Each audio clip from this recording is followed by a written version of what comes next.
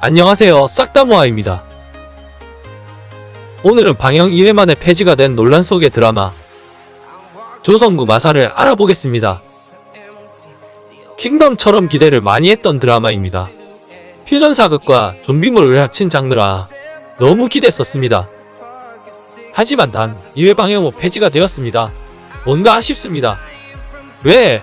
어떤 문제가 있어서 단 2회 방영 만에 폐지가 결정이 났는지 이제부터 저와 하나같이 알아보실게요. 촬영이 80%까지 진행되었는데 배우님들이 열정적으로 촬영을 했을 텐데 그간 고생하셨습니다. 배우님, 스태프님들 맘고생 또한 이해가 갑니다. 우선 작가님부터 알아봐야겠죠. 저는 깜짝 놀랐습니다.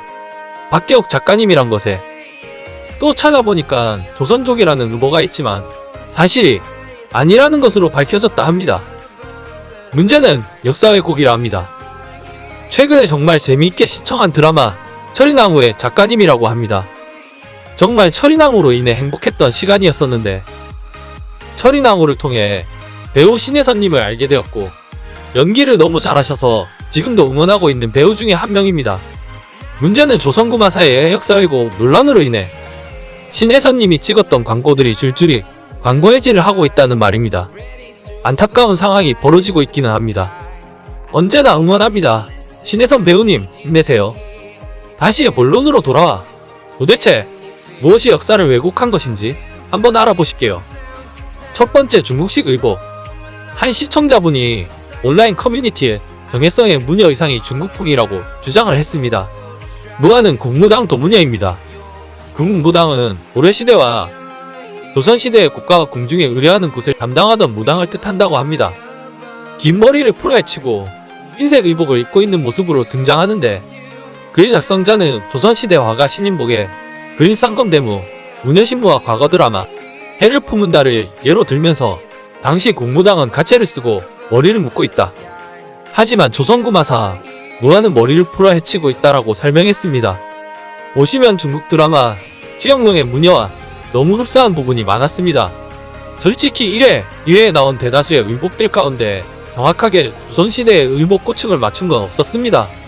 아무래도 판타지 성향의 작품이기도 하고 그래서인지 퓨전식 복장들이 많았습니다. 그런데 그 중에서 일부 의복들은 접착대륙 쪽 복장의 느낌들은 저만 그런 걸까요? 아무튼 이 부분은 퓨전 사극이니까 디자인이 겹칠 수도 있으니 그냥 넘어간다고 칩시다. 두 번째, 조선에서 월병 중국식 만두를 대접. 그리고 인테리어. 저 멀리 로마 바티칸에서 카톨릭 구마사제들이 조선을 방문하게 됩니다. 그런데 그들은 대접하는 식탁에 월병, 만두, 시키노리알 이 자리하고 있다는 겁니다. 왜 대접하는데 중국 음식이 한자리에 있는 것일까요? 조선이 드라마 배경인데 중국 음식이 등장하게 되면서 조선구 마사의 역사 왜곡에 정점을 찍게 한 장면입니다.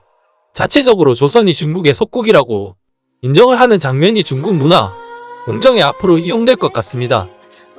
중국 사람들이 이 장면을 캡처, 활용하며 앞으로 더욱 더 홍보를 하겠지요. 안 그래도 씩씩스들인데 철인왕후 때도 배우 신혜선이 중국 배우보다 못생겼다고 엄청 씩씩스했는데 말이죠. 또한 가장 큰 문제점은 술을 따르는 세종대왕입니다. 조선구 마사의 주인공이기도 하지요. 조선시대 최고의 임금 세종대왕님 만원짜리 지폐에도 등장하시는 자랑스러운 대군이시죠.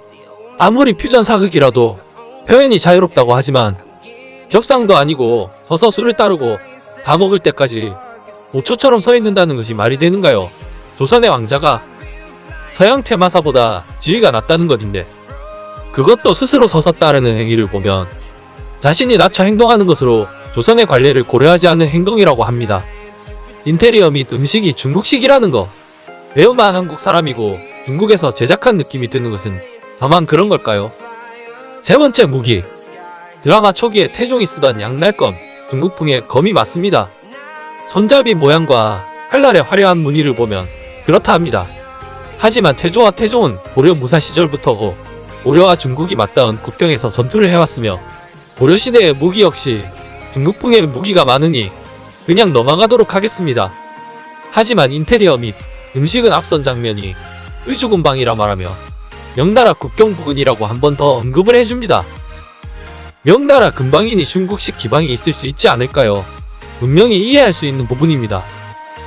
각 국경에 가면 양측 나라 양식에 맞춘 여러 식당과 가게가 있을 수 있으니 말입니다.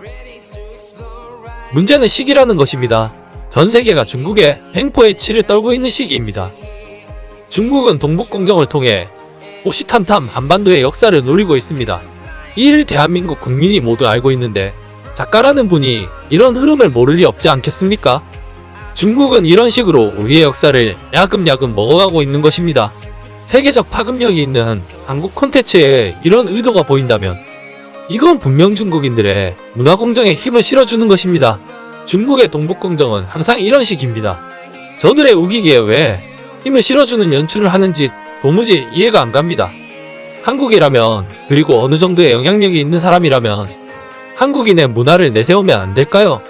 양국의 국경이지만 한국풍이 인기가 많으니 조선의 식당을 갔다 라고는 안 되는 것일까요? 그렇지 않아도 김치나 한복이나 지들 거라고 우기는 마당에 타이밍이 너무 안 좋았던 것 같습니다. 많은 기대를 했던 만큼 아쉬움도 많았던 작품입니다. 나중에 중국풍을 전부 조선풍으로 바꾸고 다시 방영을 해주었으면 좋겠습니다. 제가 개인적으로 너무 좋아하는 장르인 좀비물이라 총 16부작으로 들었었는데 단 2회만 방영되고 어둠 속으로 돌아간 조선구 마사, 너무 안타깝습니다. 가까운 시일에 중국풍을 쏙 빼놓 자랑스러운 대한민국풍으로 바꿔서 재방영을 응원합니다. 구독, 좋아요 부탁드릴게요. 감사합니다.